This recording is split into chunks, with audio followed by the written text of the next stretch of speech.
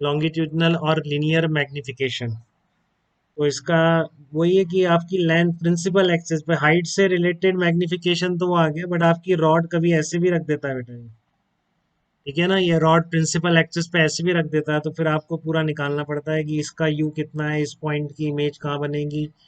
ठीक है, तो फिर अगर इसका पोजीशन इसकी U1 है और इसकी U2 है, तो U2 माइनस U1 ऑब्जेक्ट की लेंथ हो जाएगी।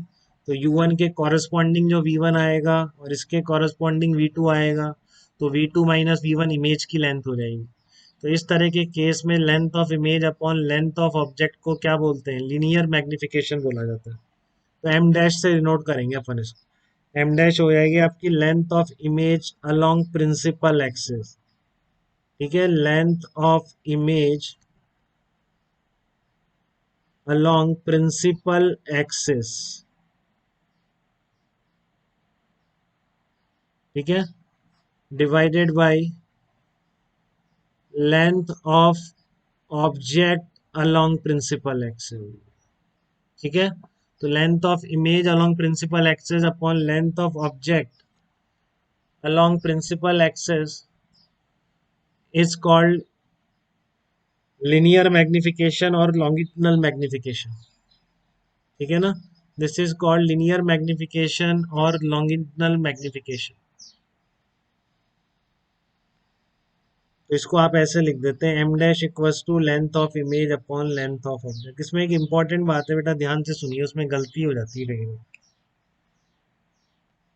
ठीक है ना, आपका जो इक्वेशन था वो कितना था, अभी देखिए आपकी जो 1/v plus 1/u equal to 1/f, यही है सारी इमेज की डिस्टेंस, ऑब्जेक्ट की डिस्टेंस। ठीक है, आप इसको एक बार डिफरेंशिएट कर लीजिए। मैं इसको u के रिस्पेक्ट में डिफरेंशिएट कर रहा हूँ ठीक है, इसको u के रिस्पेक्ट में डिफरेंशिएट कर रहा हूँ, -1/v² इंटू dv/du -1/u², बस इक्वल टू 0।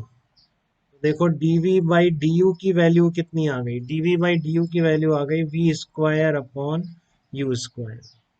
तो ये dv/du मतलब v में बहुत स्मॉल चेंज, और du मतलब ऑब्जेक्ट में बहुत स्मॉल चेंज, ठीक है ना, पोजीशन में।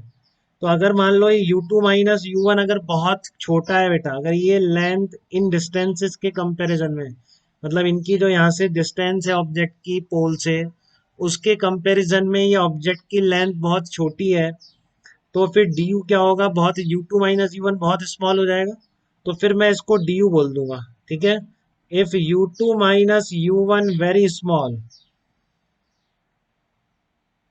ठीक है, तो आप बोल सकते हैं डायरेक्टली लेंथ ऑफ ऑब्जेक्ट कितनी आ जाएगी, लेंथ ऑफ ऑब्जेक्ट डायरेक्टली आप डी यू बोल सकते हैं, बट बेटा ध्यान रखें dv/du ये सब में dv और du बहुत स्मॉल टर्म्स होती हैं। तो जब U2 माइनस U1 बहुत स्मॉल है, केवल उसी केस के लिए मैं आपको ये बता रहा हूँ। ठीक है, कि dv/du किसके बराबर आ रही, du किसकी लेंथ आ गई, लेंथ ऑफ ऑब्जेक्ट आ गई। ठीक है, सिमिलरली लेंथ ऑफ इमेज क्या हो जाएगी, सिमिलरली लेंथ ऑफ इमेज क्या हो जाएगी, dv के बराबर आ जाएगी, लेंथ ऑफ इमेज dv के बराबर आ गई। अरे ये तो 11th वाले बच्चे आ रहे हैं, चलो।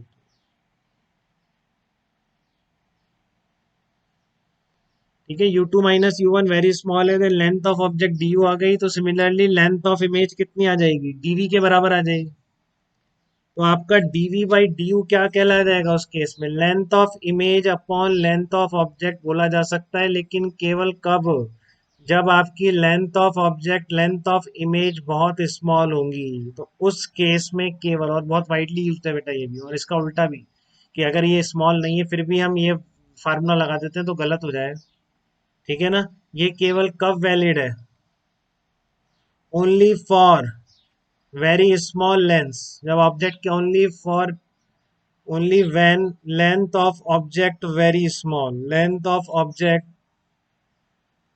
वेरी स्मॉल है, तभी आप ये अप्लाई कर सकते हैं, length of object very small, तभी आप लगा सकते हैं कि लिनियर मैग्निफिकेशन किसके बराबर है, v² अपॉन u² के बराबर है। अदरवाइज आपका जनरल केस क्या रहेगा, जनरल फार्मूला तो वही है बेटा, जो मैंने आपको बताया, length of image upon length of object का basic meaning v2 minus V one upon u2 minus u1। ठीक है।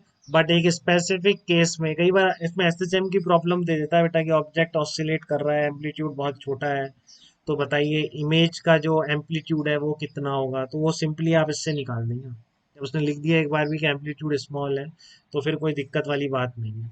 ठीक है ना। और कई बार ऐसा भी हुआ है कि आंसर ही उसी से मैच करता है, इससे बहुत लेंदी हो रहा होता है। ठीक है, बट अच्छे एग्जाम में नहीं करेगा, आप बेवकूफ़ी कर दे तो फिर हम क्या कर सकते हैं। लेकिन जब भी उसको लिखना है कि जो आपका ऑब्जेक्ट एसएचएम कर रहा है जिसका एम्पलीट्यूड बहुत स्मॉल है, तो बताइए इमेज का एम्पलीट्यूड कितना होगा, तो फिर यहीं से निकल जाएगा direct, D V upon D U equal to V square upon U square. अगर एम्पलीट्यूड बहुत स्मॉल नहीं है तो फिर आपको दोनों पोजीशन निकालनी पड़ेगी, एक्सट्रीम पोजीशन उनके कॉरेस्पॉन्डिंग आपको V1 V2 निकालने पड़ेंगे, और फिर आपका ये रेशियो आएगा length of image upon length of object का। तो height of image upon height of object को क्या बोल रहे हैं, ट्रांसवर्स मैग्निफिकेशन।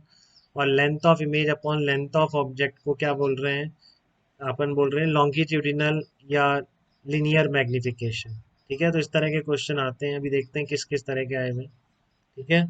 तो आप ध्यान रखेंगे दोनों तरह के मैग्निफिकेशन अलोंग विद जो फार्मूला है, mirror formula, one upon V plus one upon U equal to one by F.